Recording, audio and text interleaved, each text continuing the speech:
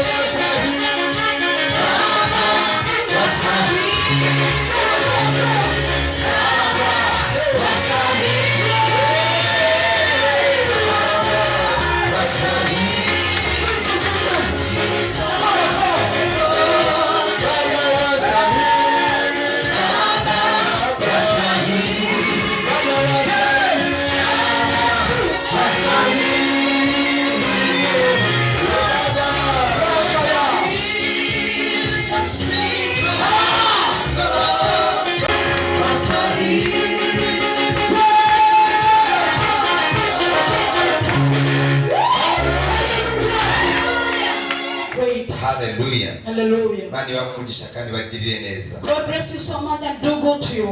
Mani wamugisha. All of you, God bless you so much. Abantu bagaciro kandi abantu b'ingenzi. You are the precious people and very important people. Mani wamugisha kandi bagirire neza. God bless you and do good to you. Imani wagure. God enlarge you. Hallelujah. Amen. Ndabizi ko tuhabwe umugisha. Now we are going to be blessed. Urwego rw'ejo kandi rukomeye. In the mighty way and great way. Kuko Uwiteka ari muri uyu mwanya. Because the Lord is in this place. Exodus chapter 22.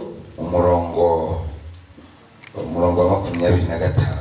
20 verse 25. Kuva 23, 23, 25. Hallelujah. Amen. Rabango kandi muzakorera Uwiteka Imana yanyu, ndayizaho umugisha umutima wawe n'amazi yawe, kandi nzakura indwara hagati muri mwe. Mu gihugu cyawe nta uzavanamo inda, nta uzagumbaha, umubare w'iminsi yawe nzawusohoza udakenyutse. If you worship me, the Lord your God, I will bless you with food. Niho umeza. If you worship me, the Lord your God, I will bless you with food and water and take away all your illness. Amen. Amen. Ngo kandi uzakorera Uwiteka Imana yawe. If you will worship me as the Lord, nta kindi twaremewe. nothing we have been created for. Hallelujah. Nta kindi twaremewe. Nothing else. Hano Bibiliya y'Icyongereza iravuze ngo uzaramye Uwiteka Imana yawe. The English Bible has said that you have to worship your God. Y'Ikinyarwanda uzakorera Uwiteka Imana yawe. Nyarwanda says to work for your God. Uzakorera Uwiteka Imana yawe. If you work with your God, Imana yawe your God izaha umugisha is going to bless umutima wawe the food, n'amazi yawe. even your water. Nta kindi twaremewe. Nothing else we have been created Twaremewe for. kuramya We Imana. have been created to worship God. Twaremewe gukorera Imana. We have been worshipped to walk to God. Buri muntu wese uri aha ngaha Everybody who is here, wumve ko bikureba gukorera Imana. even if it's hard to Wumve walk ko to bikureba God, kuramya Imana. even if you are not worshiping the Lord, Dukorera Imana mu rwego rumwe, we don't work for God in the same way. ariko ibyo dukorera Imana twese bizana icyubahiro cyayo But kuri yo. all who are working for God, it brings glory to God. Bizamurwa igashyirwa hejuru. It brings Him to glorify Iki Him. kintu gishobora kuzana umugisha mu byo ukora. What can bring blessing in the things you are working? Ni iki kintu gishobora gutuma Imana yita ku byo ukora. What can make God to take care of what you are doing? Ukorera Imana n'umutima wawe wose. While you are working with God and you are whole heart, Nukuramya Imana n'umutima wawe wose. only that you worship God with all your Nuko heart. wiyegurira Imana. It's what you have to cry to Nuko God. wiha Imana. And you have to cry to God. Amen. Amen. Ugomba kwinjira cyane mu Mana. You have to enter in deep in God. Ugomba kuba inkingi imwe mu bwami You bw'Imana. have to be one part of the kingdom of God. Hallelujah. Ugombye kwegurira umutima wawe Imana. You have to offer your heart unto God. Muzakorera Uwiteka Imana You yawe. will worship the Lord God. Imana yanyu izaha umugisha umutima wawe The God Lord will bless the food n'amazi yawe. and even your water. Izakura indwara hagati muri mwe. He will remove illness in you are finished of you. Nobody will be barren. Nobody will move the children. All the days of your hours, you will be as you are not you will walk for your God. To work for God makes the blessing to come to you.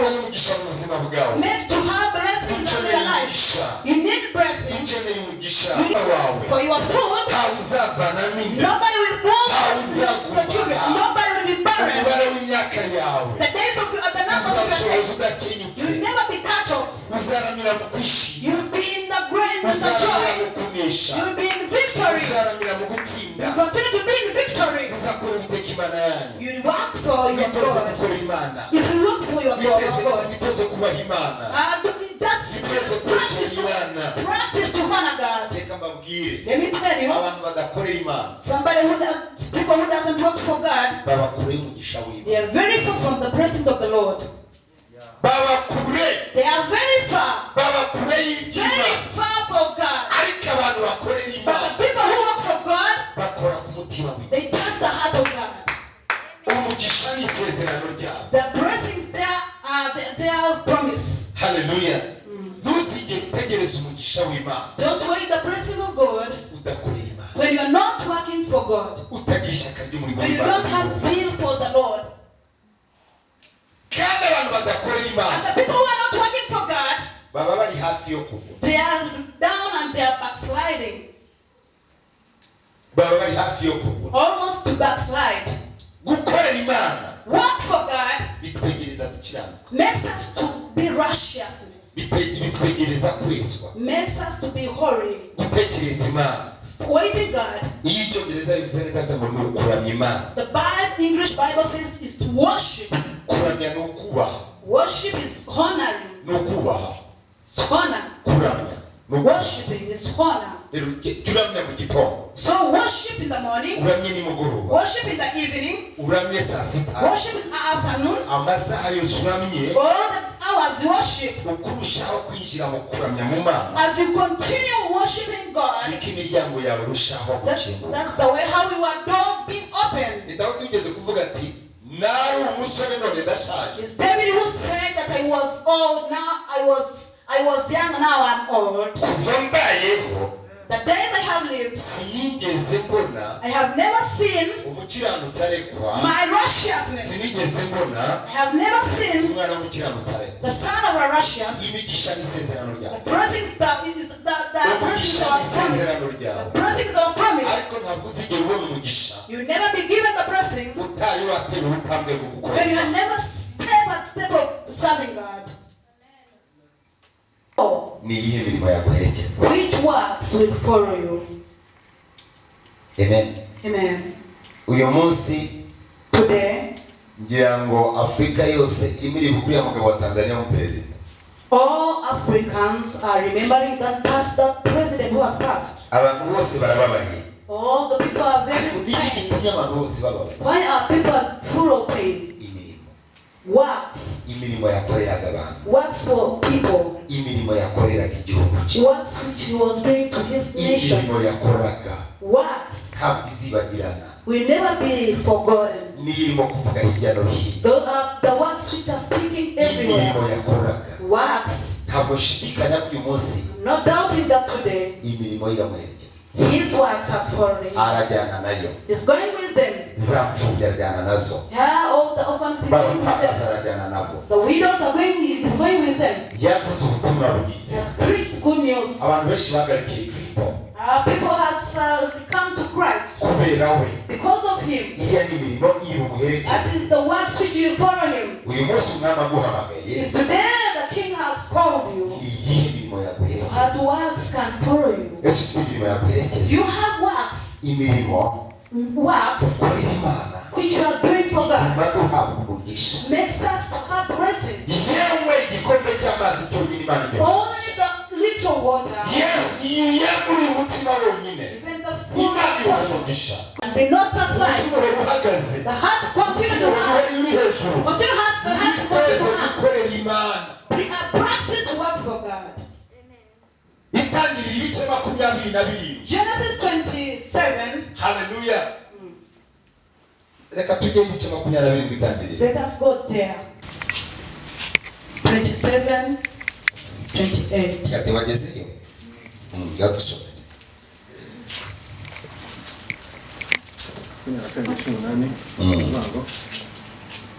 Ajya hose ari aramuhamagara ati hose ari aramuhamagara ati data aritaba ati ndakwitaba urinde mwana wanjye. Yakobo asubiza se ati n'ifura yawe Esawu nkoze ibyo wanegetse, ndakwinginze byuka urye ku muhigo wanjye kugira ngo umeshe umugisha. Isaka wende icarere hasi. Hano Yakobo yarashaka. Here Jacob was old. Igihe cyari kigeze ko atanga umugisha. The time was reached to bless the umwana wagombaga kuragwa umugisha. The son who was being to be have the inheritance. Aramubwira ati mwana wanjye. He told him, my son, senda umwigire. Go and find for me something. Uhige inyamaswa. Find an animal. Uyice uyizane uyiteke. Kill it and cook it and you give it to me. Nurangiza uyingaburire. After you feed it to me, nanjye ndaguhesha umugisha. After I will bless you. Yari afite abana babiri b'abahungu. He had two sons. Yari afite Yakobo na Esawu. Had Jacob, Esau and Yakobo yakundaga ku ruhande rwa nyina. Jacob could like to be near the ayo magambo rero nyina yarayumvaga. The words his mother could hear them. Abwira umuhungu we Yakobo. He told his son Jacob. He said your elder is going to get the blessing. He have told him to find the animal. Now run away. Go in the sheep. And kill it and you. After you cook it. After cooking. Go and feed your father. He will bless you.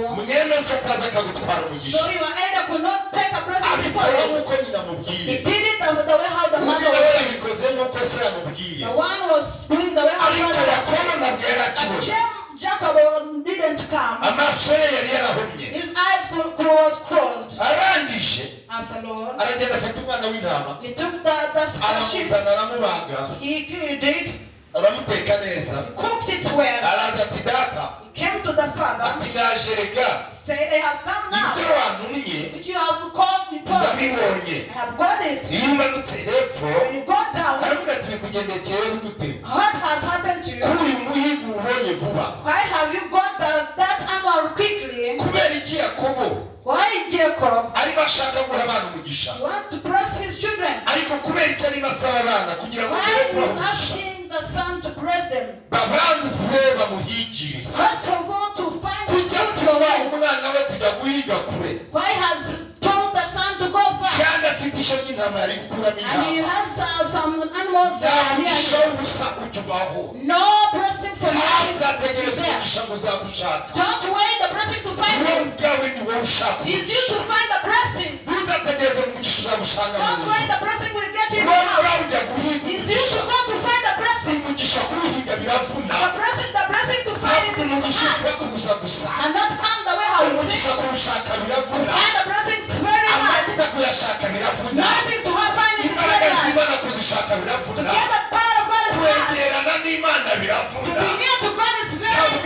It's not an easy thing to do. You have to stand up and find. And so that you can feel still your passion. You have to come out of your discouragement. You have to come out of your stand up and find the blessing of God. If you want the blessing of God, stand up and take it. If you want the blessing of God, stand up and find it. He said the blessing. Stand up and find the blessing. Put the prayer in your blessing. Remove the blessing. Stand up. Stand up. Go. Find for me. More that you cook for me. After you bring it, he knew that the thing which has found him. the young son. It's possible to get the little whether how you sink. How have you got the animal quickly? How? He knew that he has asked the difference. He knew in that hard thing, as the place where there is a blessing. Why God is waiting you to give you blessing? Amen. Amen. What God can follow to bless you? Why do you want the blessing of God? The blessing of God is in you.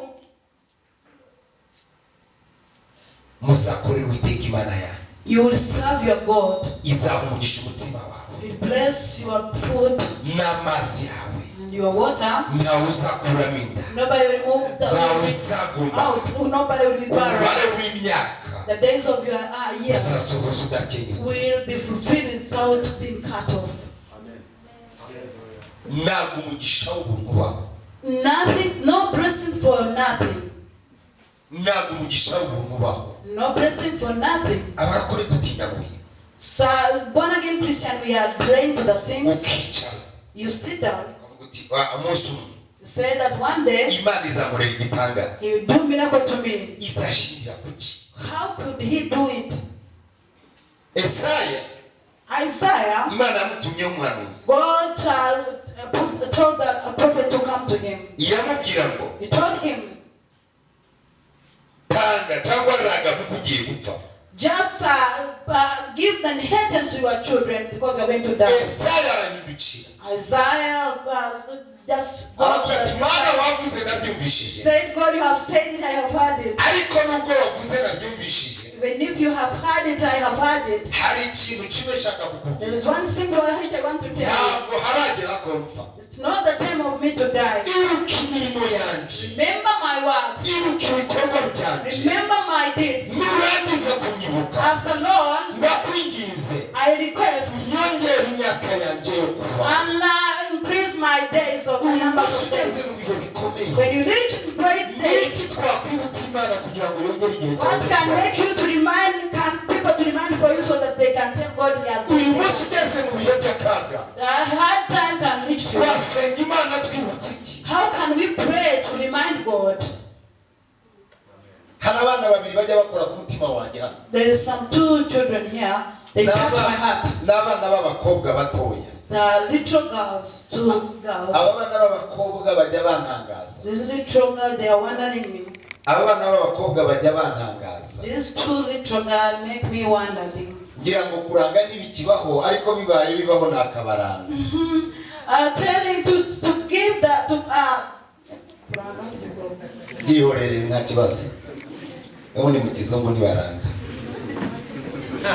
baranga mu Kinyarwanda. Hallelujah. Amen. Ababana, this kid, this son, girls, muri corona. In corona, hago baba muri protocol. They are not in protocol. Ariko muri corona. But in corona, impamvu mwasanze ahantu hatarara. The reason why you did get this praise to not looking bad. Basanaga masuka. He could bring their horse. Bakazenguruka urusengero. Start fire surround this church. Bagaharura. They may clean it. Barangiza kuzenguruka urusengero baharura. After cleaning the praise, bakaza bakinjira mu rusengero. They enter this church. Bakavoma amazi. Fetching the water. Bakarukoropa. And clean the church. Bakarukoropa. Clean the church. Nukuvuga ngo ntabwo byigeze bigaragara. We didn't see. N'umunsi wari imwe. One day. Yuko aha hantu higeze habura. That this praise is not people. Hasaga neza. Who was looking good. Baba muri protocol. They are not in protocol. Abo bana bafata ko kazi. Those two girls, they do that work. Every day, every day. Never remember them again.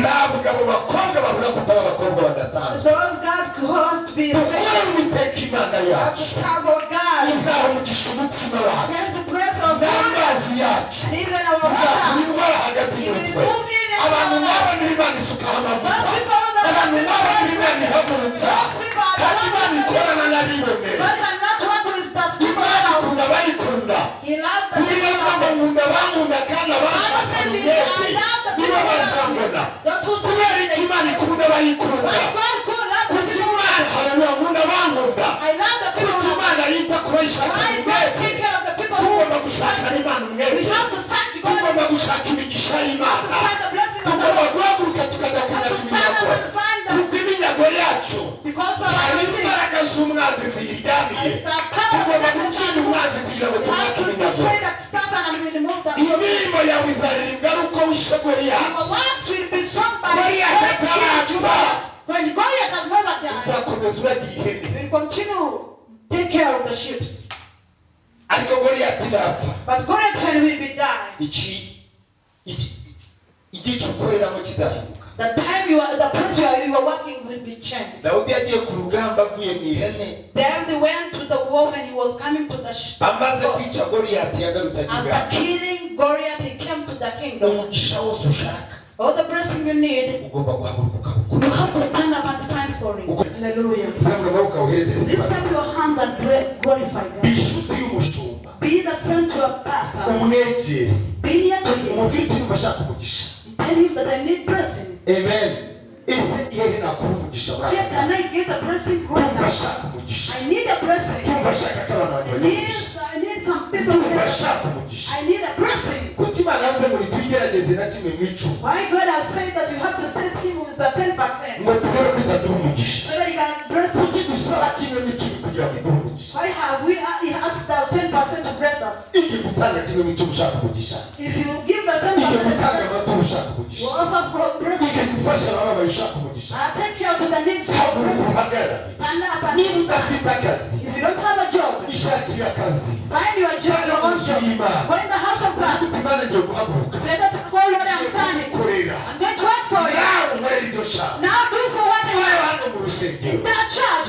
Come on. You are coming here. When they come to stand here, they see that you are all the things that God is going to bless you. God cannot give you a hand in your sleep. God cannot bless you. God cannot bless you when you're sleeping. Stand up and find the blessing of the Lord. Stand up and find the blessing of the Lord. Stand up. Find the blessing. Stand up. Stand up. Find the blessing. Find the blessing. Find the one who doesn't have children. Cook for your family. Take care of you.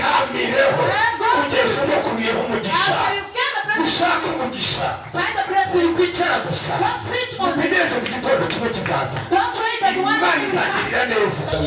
When you don't have a blessing of God, all your ways are bad. You need the blessing of God.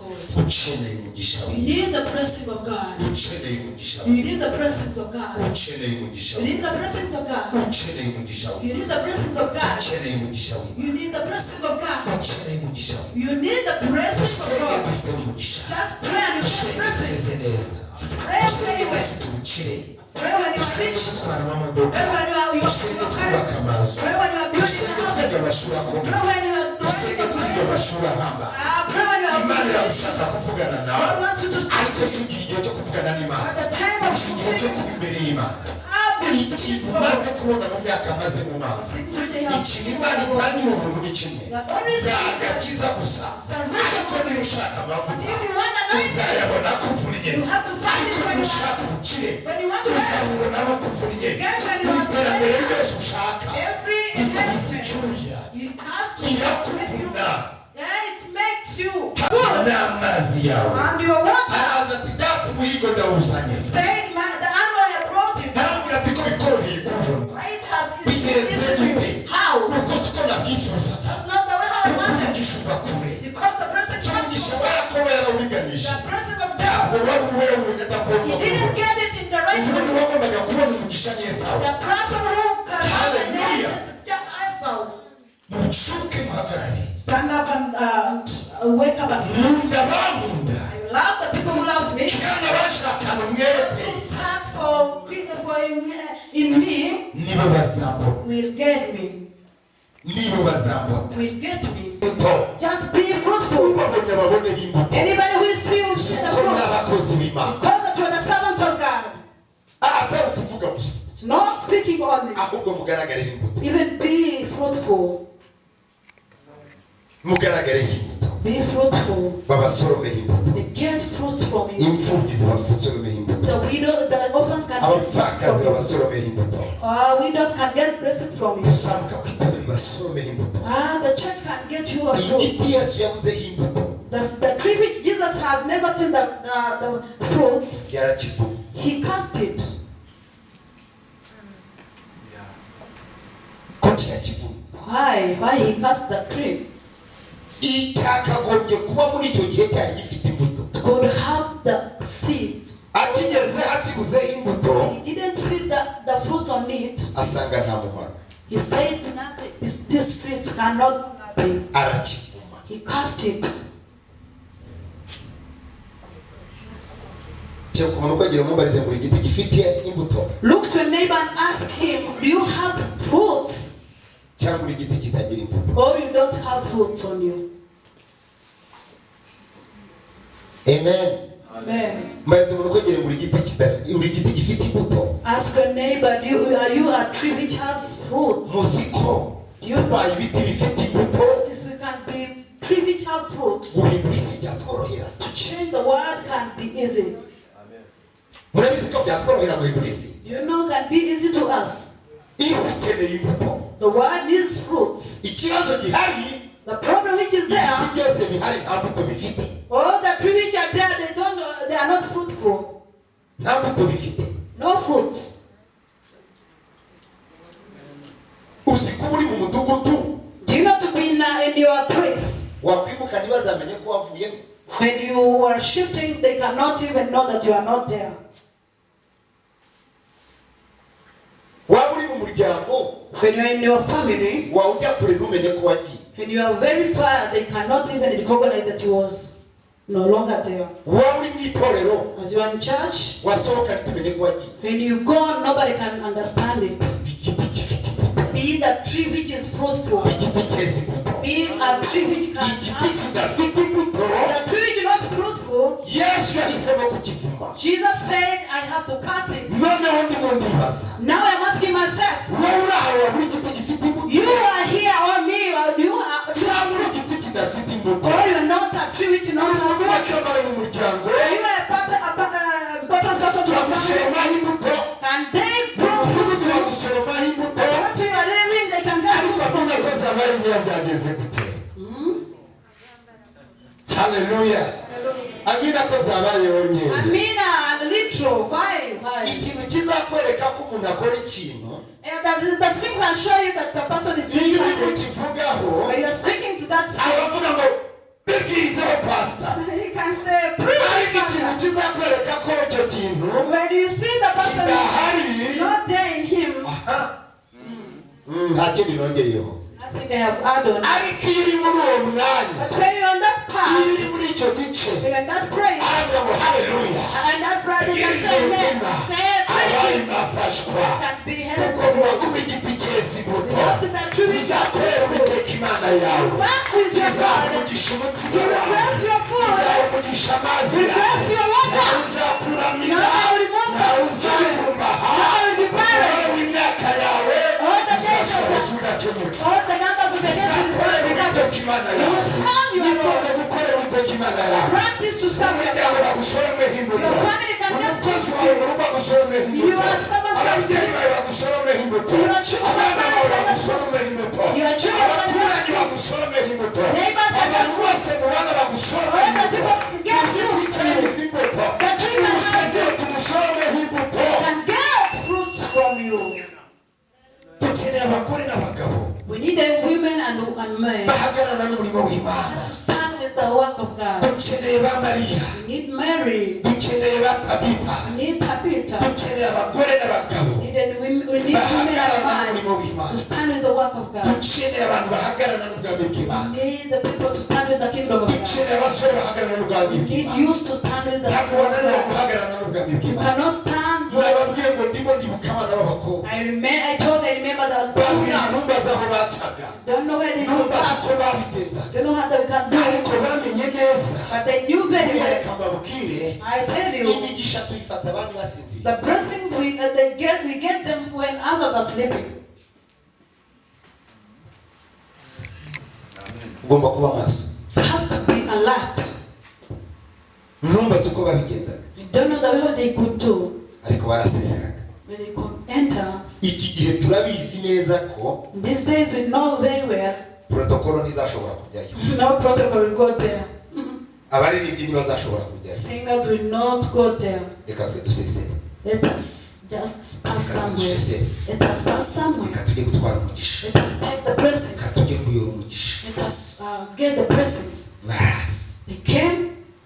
niyo mpamvu mwasanze nta byatsi hano byaharenze That's why you get this place was very clean. bakorera uwo mugisha They just did find the blessing that way. n'uyu munsi bavuzeho abo bana bakuru Even today I'm talking about them. kubera icyo gikorwa bakoze For that action they did. ninde bakubwiye ko gukorera imana Who told you that to work for God, ari ugutanga amafaranga gusa give money only? uvuga uti reka ntegereze Say that let me wait. nimbona akazi If I get a job, nzatanga amafaranga I will give money. imana umwema He give to God. ugaburiye umukene Who feed the poor man? abashyizemo imana umwema He gives God a debt. abagurisha imana He give God a debt. tekereza kuguriza imana Just think to give a God a debt. urashaka umugisha Do you want blessing? ufite amakanzu atanu As you have 5 blessings, hari umuntu udafite n'imwe I know somebody that doesn't have even one. nawe wiriguriye hano mana mu mugisha You are here, you are asking, God bless me, bless me. yakura Just release. imana yaguha umugisha God is going to bless you. fata eshatu zishakisha umugisha I've just found 3 blessings and you find for the blessing through them. kandi niba ushaka umugisha If you want blessings, ntukajya muri ya makanzu atanu ngo ufatemo imbi don't touch 1 blessing is bad.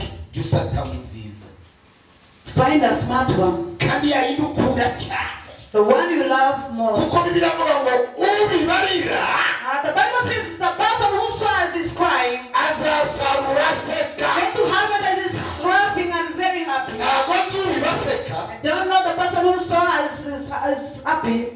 niba azasarura gute The way how he ka kandi ukunda harvest the place which you love. ka kandi ukunda The thing which you love, wari gukuramo remove it ukabibira umukene and go and sow to the poor person. nubura mu materaniro If you are here in the service, jya ureba umuntu ushobora kuzanira impano just find someone whom can give a gift. Hallelujah. umugisha Be a blessing. umugisha ni iki What is the blessing? gukora ibyo imana ishaka Do what God needs. imana nayo ikakurekurira And God lives for you. imana iyo yakurekuriye When God lives for iyo you, bakohereje umuvumo and ntugufata they send you cancer, they cannot touch you. Even generation curses cannot touch you. ziraguta The power of the imana devil cannot touch iraguhaye you. umugisha And God bless you. ntawongeraho umuvumo Nobody can curse you. ikintu cyaguhesha umugisha The umugisha blessing uturuka can ahantu hamwe gusa Someone umugisha righteous uturuka mu mana come from nubwo God. wakora cyane And if you can go gukora cyane out, ndabyemera it's good to imana us. igusaba gukora cyane God has cast you ariko out. mushaka umugisha guturuka ku mana But find the blessing from God. avuze ku mutima wanjye But those 2 girls have touched my heart. ureke basetse Let me make you. iyo barangizaga amasuku mu minsi ikurikiyeho After cleaning those following days, umwe yafataga iriya nguni they could turn that side, undi agafata iriya nguni another side, bana bagasenga start praying, bana bagasenga bana ni batoya These girls are bafite young. n'akazi barakora si abashomeri They have a job and not ariko bafashe uyu mwanya but they took the time kuwukuramo umugisha w'imana to get the blessing from it. kandi imana yarawubahaye And God blessed them. kandi barawutwaye God did. kandi batwaye umugisha w'abantu hano And they took the blessing of the people iyo here. usinziriye When you are sleeping, umuntu arabyuka akaza akagutwara umugisha somebody can wake up and get a blessing from you. ibyo bintu mwari mubizi Do you know that? byari byagenze gute? How it didn't happen. Haleluya. Hallelujah. Yakobo yatwaye umugisha wande. Jacob took the Abantu baraza bakatwibira imigisha. people come and steal our blessing. Nakije agasanga umaze imyaka 3 akakwibira umugisha. As you were sleeping, Nakije agasanga your umaze blessing. imyaka 4 akagutwara He umugisha. entered get your blessing when you are here for Yakobo yatwaye 4 years. umugisha wa Esau. Jacob took the blessing of Esau. Haleluya. Yatwaye umugisha wa Esau. He took the blessing of Esau. Ahageze Esau. When Esau reached there, Asanga Yakobo yamaze kurya. brother Jacob took the blessing. Has given the blessing. Aravuga ati databuja He ndaje. said, my master have come. Aravuga turinde. He said, who are you? Ndi Esau. I'm Esau. Ati sha izina ryo muntu. And he said, the Ati name Yakobo is yakurekereje umugisha wawe yawe. Jacob has took your blessing. Umugisha wawe ugihari wose nawe All utanze. your blessing I have Ati given you. databuja nta nagace usigaranye ati. Say that not even Wose one nawe little. utanze. Said all I have Wiye given you. kuzaba umugaragu w'abandi. Wiye kuzaba umusha w'abandi. Wiye kuzaba kuza akagutwara umugisha. Be careful of the people who take your blessing. Find the blessing. Mutarabona umugisha wawe. Don't sleep as you don't have your blessing. Don't sleep as you don't have your blessing. Ukashyira mu mwete. Stand up and Ashyire breathe. imbaraga. Put the Imana power. igiye kuzana God abantu. is going to bring people. Bahaguruke baze You are nibarangiza going to batume umugisha wawe. No, God.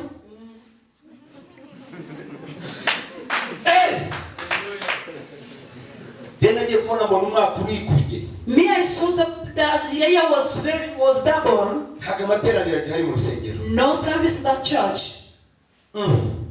Ndavuga aha hantu ninareba neza. Said when I will not be careful. Aha hantu ninareba neza. When I will not be careful, Ivuga butumwa rirahagarara. evangelism will stop. Mana mbigenje gute? How can I do, my God? Ngira madamu ntabwo nzongera kuryama. I said I will not sleep again. Ubu ntabwo nzi ibitotsi bya nijoro. I don't know sleepless of night. Arakana kamwe kanyiyongereyeho hano. There is one son here who has added on him on Abahungu me. bombi uriya wo hirya w'inzobe n'iy'umukara. Those are two. Ure muri ukorera. They don't sleep. Uriya barimo They barasinzira. are sleeping. Haleluya. Hallelujah. Ndavuga ntabwo nzongera kuryama. I said I will not sleep again. Ngomba guhaguruka. I have to stand up Ntabaza Imana aho guca. and I ask God where I can Kuko pass. inzira ya mbere Because the first way ndabona imeze nk'ifunze. is closed. Niba inzira ya mbere imeze If nk'ifunze. the first way is closed, Ndacaye. how can I pray? Can I Ntabwo pass? kuryama. I will not sleep again Ngomba gukomeza nkazamuka. because I have to go Ntabwo out. amavuta yanjye agiye kurangizwa na corona. My anointing Ntabwo brought out agiye finish kumarwa na corona, corona. not corona. Ngomba kubona inzira. I have to get away. Ariko inzira ndayibonera he? How can I get away? Inzira ndayibonera How he? can I get away? Nindyama ndapfa. When I sleep, I will Ndamera die. nka ba babembe. I will be like Baravuga those bati people. nitubaha turapfa. I said when I Ariko aho stay kugira ngo here, dupfe turi hano. How can Reka we- duhaguruke tugende. let us stand Aho here tuba and go. turyamye. Continue to Dupfe die tugenda. here. Wenda mu As we are dying. kugenda When we twahura walk, n'igitangaza cyacu. walking we get our Bahitamo breath. guhaguruka.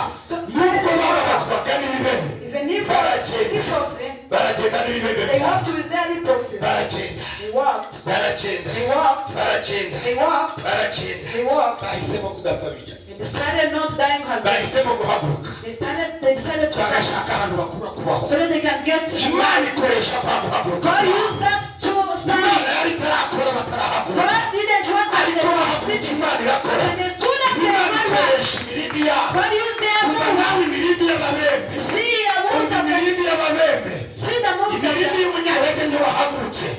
iruta umunyambaraga uryamye. more than of the person who is sleeping. Ntabwo urakumva akangaka. Imirindi y'umunyantege nke wahagurutse. The work of the weak Ariko person nari sinziriye. more than the lion who is sleeping. Barahaguruka baragenda. They stood up and started to walk.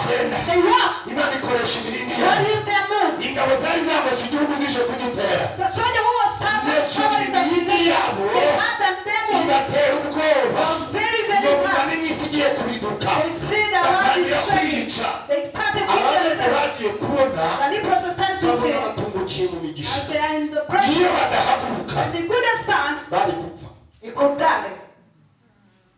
Bari gupfa bishwe n'inzara. They could die when they are Ariko fighting. guhaguruka But kwabo. standing up of them, Zamura amaboko atuhereze lift ikibazo. up your hands and glorify Him. Rebo shandarabaku. Yes, Jesus. Guhaguruka kwawe. They are standing. Kuraguruza n'igitangaza cyawe. You are standing. We make you to make a blessing. You are standing. Kuraguruza n'iherezo ryawe. We make you stand. Guhaguruka kwawe. You are standing. Kuraguruza n'umugisha wawe. We make Guhaguruka you kwawe. standing.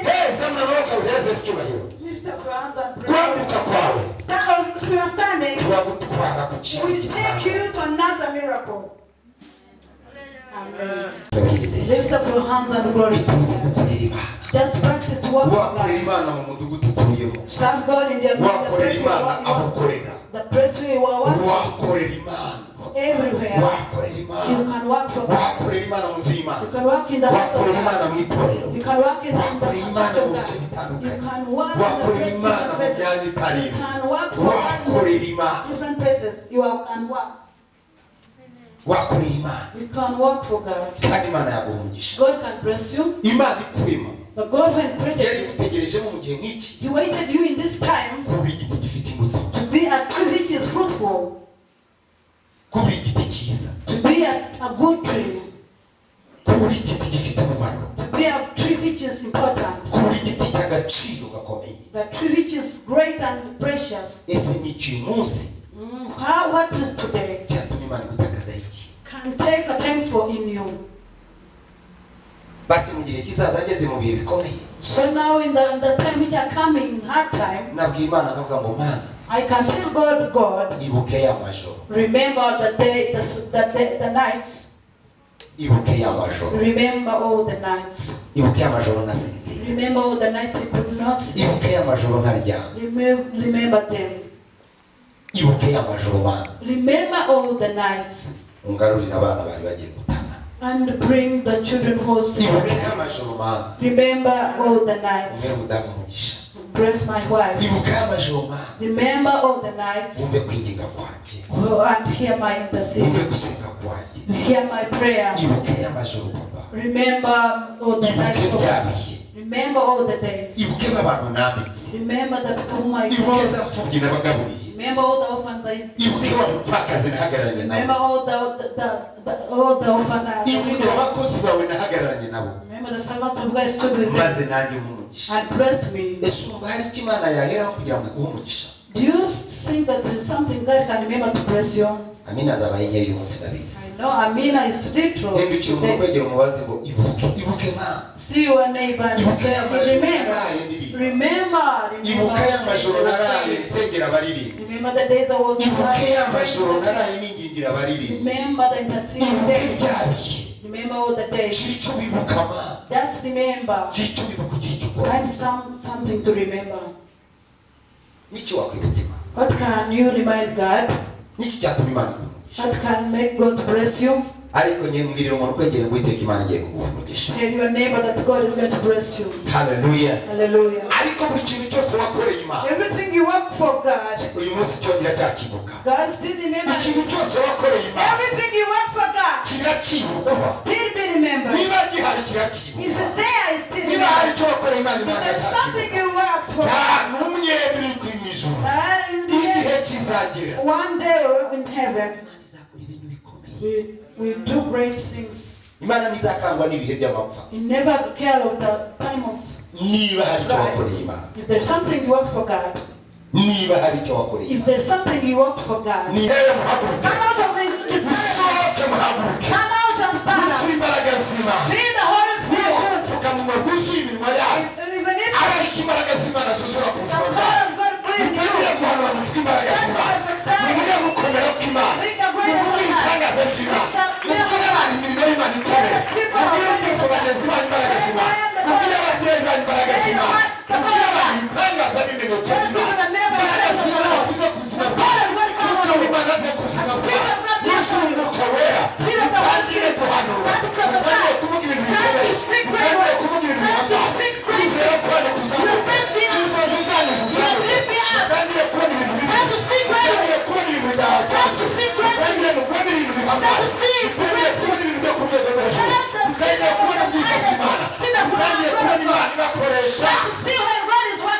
Walking well with you. Hallelujah. Hallelujah. Come out of sleeping. Feel the Holy Spirit of power of God. Don't be rid of nature. Feel of the Holy Spirit. They ask you how could you how do you do this? And say there is a king of kings. And yes, in my life, must be the same way. My lifestyle is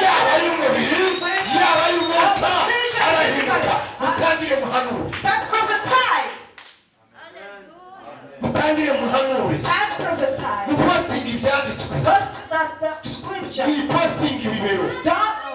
must not post your body.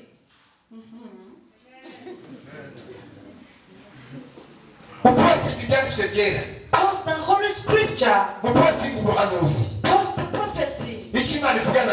What God is speaking to you. You are not hearing me. You are in sleep. Hallelujah. Post the power of God. Post the miracle of God. Don't put your money in God.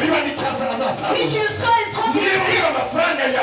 When you put your money in God, you will be sold. When you put your money in God, you sold the victory. Your wisdom, don't sow in the demons. Let's use it to bring people to God. Use it to bring people to God. The grace of God.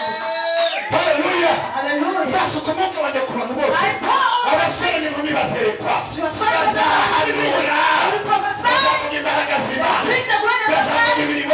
Speak the word of God. Speak the miracle of God. Yes. Speak the work of God. Speak the miracle of God. Yes. Speak the greatness of God. To stand is message. From the secret you are seeing. You cannot stand when you don't have something to follow. To be stand, you have to something. Your eyes, what are they seeing? Your eyes are looking forward. I see Africa coming to God. Because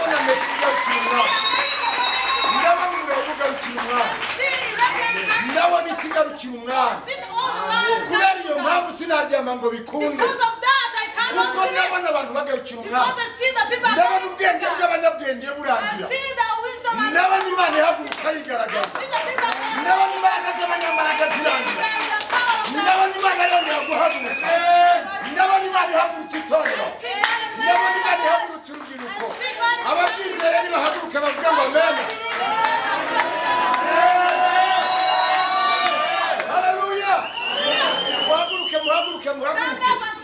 Iki ni igihe cyiza cyo kwakira imbaraga z'Imana.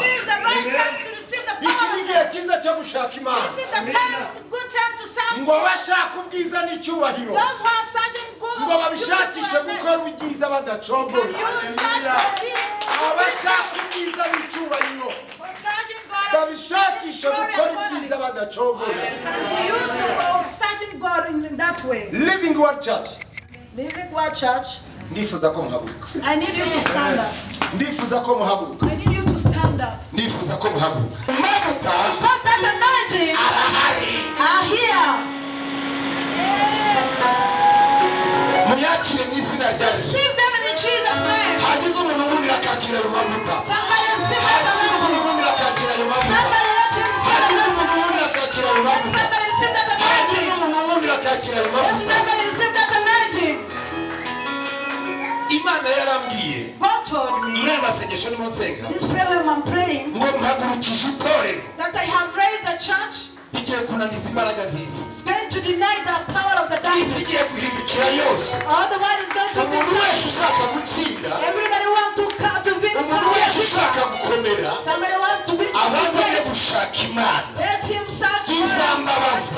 It will be painful. Abantu nibava hanze bakaza bakagusanga hano. Get me us here. Bakagusiga.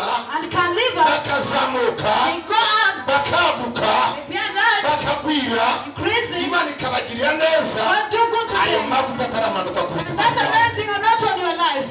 Hallelujah. Hallelujah. Nimubyuke. Nimusenge. Musenge Imana mavuta. Musenge Imana imbaraga. Musenge Imana kunesha. Musenge Imana gutsinda. Amaboko y'Imana bazeho. Imbaraga z'Imana zibazeho. Musenge Imana bazeho. Imana bahagurutse. Imana ibashukikeho umwuka wera. Zamura ibiganza byabo nakiriza imbaraga. Hallelujah. Nakiriza imbaraga. Hallelujah. Hallelujah. Itorero rinini cyane. We have tumaze gukina itorero We have opened a big church. kuri Facebook twakiguyeho itorero muri iyi korona. On Facebook in this corona, twakiguye itorero. we have opened the church. itorero ryaravutse. The church is born of this new irakora ifite imbaraga. working and has power. turi mu biterane bitarangira. We are in the crusade. turi mu nyigisho wakira imbaraga z'Imana. utwara ubwiza bw'Imana. amavuta y'Imana arahari. arimo aragenda agenda.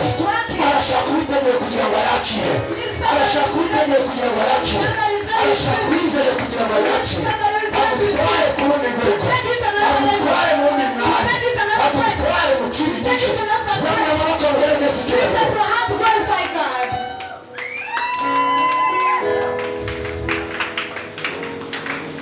ubu hafi y'isi yose dufite abantu baduhagarariye. Worldwide, we have the people standing for us. hari imbaraga z'Imana. There is power of God.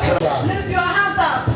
Imana Abrahamu, Isaka na Yakobo God of Abraham, Isaac, and Jacob. iyo kurira amavuta ku buzima bwawe. Release the anointing upon your life. Imana igukorera umwuka wo kunanirwa. God will take you to the place Imana igukorera umwuka wo gutsindwa. the place of the Imana Spirit. igukorera umwuka wo gukorwa n'isoni.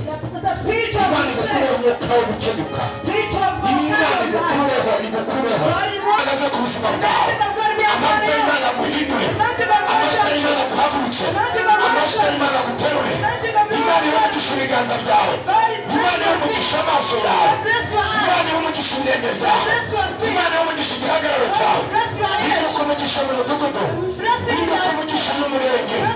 Hinduka umugisha mu kagari. Umugisha ku isi. Hinduka umugisha mu gihe ngiki. Imbaraga zose zarwanya ku buzima bwawe ndazivunagura muri aka kanya. Ndazisenya ku buzima bwawe. Ndazikuraho ku buzima bwawe.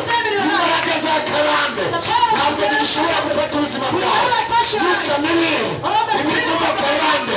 Imbaraga z'umwijima zose zikutwe hasi. Izina rya Yesu Kristo ndacungura gereza wari ucungiraniyemo. Ndacungura gereza wari ucungiraniyemo. Ndacungura gereza wari ucungiraniyemo. Ndacungura gereza wari ucungiraniyemo. Izina rya Yesu Kristo wa Nazareti ndavunagura buri mbaraga z'umwijima. Yasheshe umugisha muri aka kanya.